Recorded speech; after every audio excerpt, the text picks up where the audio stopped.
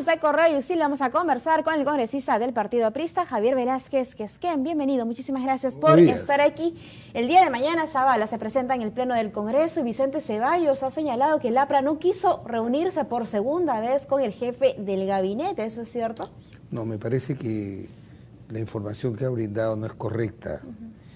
Yo recibí como vocero la cordial llamada de Fernando Zavala, el primer ministro, y me informó que su bancada, Pedro Pablo Kuczynski, la de Alianza, le habían pedido a él una reunión en la PCM porque cuando se reunieron con él la primera vez no tenían las cosas muy claras.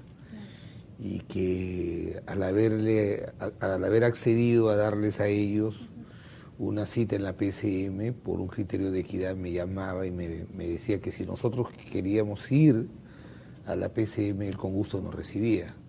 Yo lo consulté con los miembros de la bancada y consideramos que la exposición que él hizo cuando nos visitó en el Congreso era suficiente. Yo creo que... Ustedes tienen las cosas claras, ¿les van a dar el voto de investidura entonces al gabinete? Vamos a escucharlo. El escenario en que vamos a tomar esa decisión es muy favorable. Primero porque el primer ministro ha conversado con nosotros, ha recogido varias de las sugerencias que le hemos hecho. Nosotros esperamos que el día de mañana él pueda aterrizar o concretar los sueños y promesas que el presidente Kuczynski hizo el 28 de julio en su discurso. Yo lo veo difícil que le neguemos la confianza. Es un gabinete de comienzo, de inicio de un gobierno, y creo que el beneficio de la duda es el que debe inspirar una decisión de esa naturaleza. ¿Qué tendría que decir? Digamos, no aterrizar ideas o planes de gobierno para que no le entreguen. Yo lo vería difícil si hace cuestión de confianza, por ejemplo, con el tema de la reducción de un punto del IGB, ¿no? Eso se tiene que discutir. Pero el ambiente en que él va es un ambiente muy favorable. El gobierno tiene 15 días en funciones, no le podemos pedir resultados. Este gabinete tendrá el beneficio de que va a hacer las propuestas. Los próximos gabinetes ya tendrán que mostrar los resultados de los que ellos, a los que van a reemplazar. De tal manera de que esa es la razón, y el primer ministro tuvo esa cortesía de llamarnos y nosotros consideramos que había que escucharlo. No hay que hacer de la investidura, especialmente del inicio del gobierno, un rito simbólico. Sí, voy a votar por la confianza y todavía no lo he escuchado. No sabemos ni siquiera lo que va a decir y lo que va a plantear. Ahora, siempre se ha señalado que usted tiene cercanía con algunos fujimoristas. ¿Sabe cuál va a ser la posición de Fuerza Popular, que al fin y al cabo tiene la mayoría y de ellos va a depender si se le entrega la confianza, la investidura a Zavala? La cercanía es por el trabajo que tenemos en el Parlamento. Yo no estoy en sus decisiones y yo la respeto porque es una bancada mayoritaria que tiene la legitimidad expresada con los votos del pueblo. Ellos no se lo han quitado a nadie, si no se lo han ganado en los... ¿Pero hay un temor de que esta bancada mayoritaria no le entregue la confianza? Mire, yo no podría hablar por ellos, pero dices, por sus obras los conoceréis. Ellos han trabajado en los 5 años del gobierno nuestro apoyando la gobernabilidad del gobierno de Alan García, y en los 5 años pasados le han dado equilibrio a un gobierno que tenía una bancada precaria, irresponsable, sin objetivos.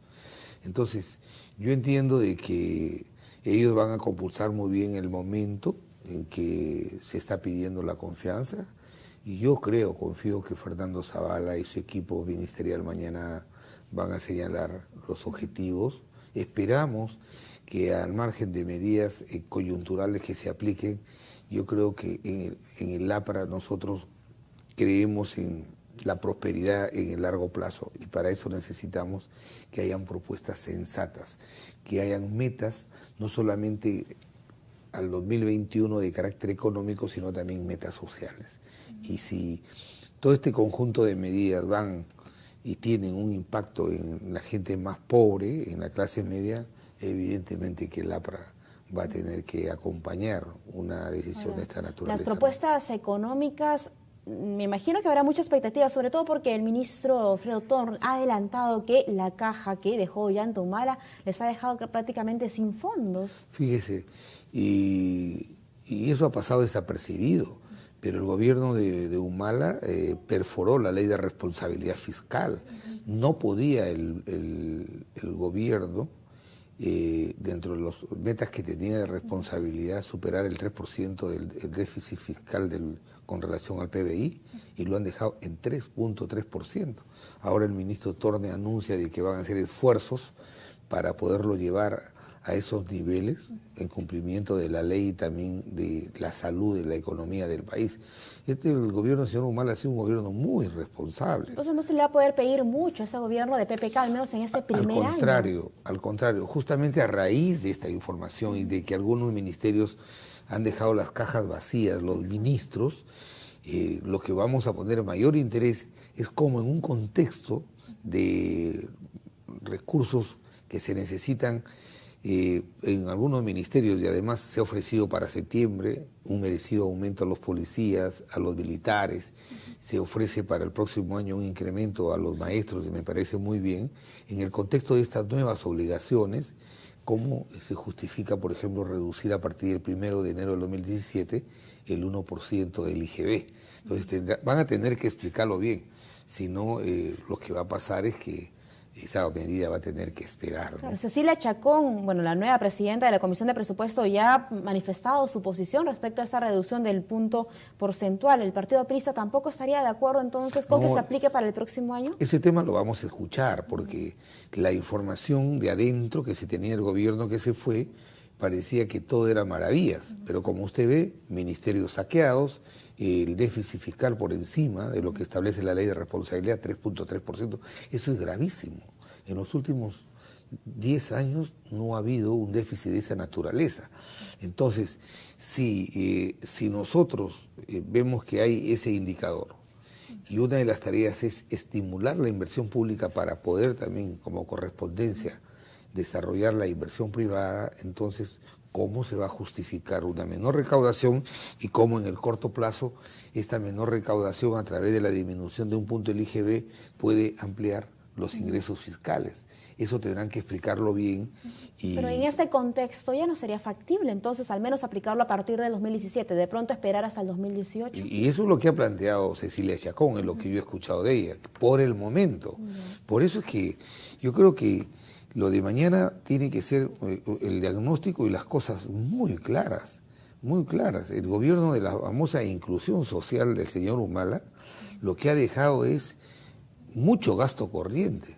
El gobierno ha dejado sembrado de funcionarios y trabajadores nacionalistas el Estado. Entonces ha dejado con mucho compromiso de gasto corriente y se ha caído el crecimiento de la economía, y usted vea los indicadores, porque el resultado de una política económica se mide en los indicadores sociales. La pobreza, que nosotros la redujimos a la mitad, del 56% que le encontramos la dejamos en 28.7, solamente la han podido reducir al 21%.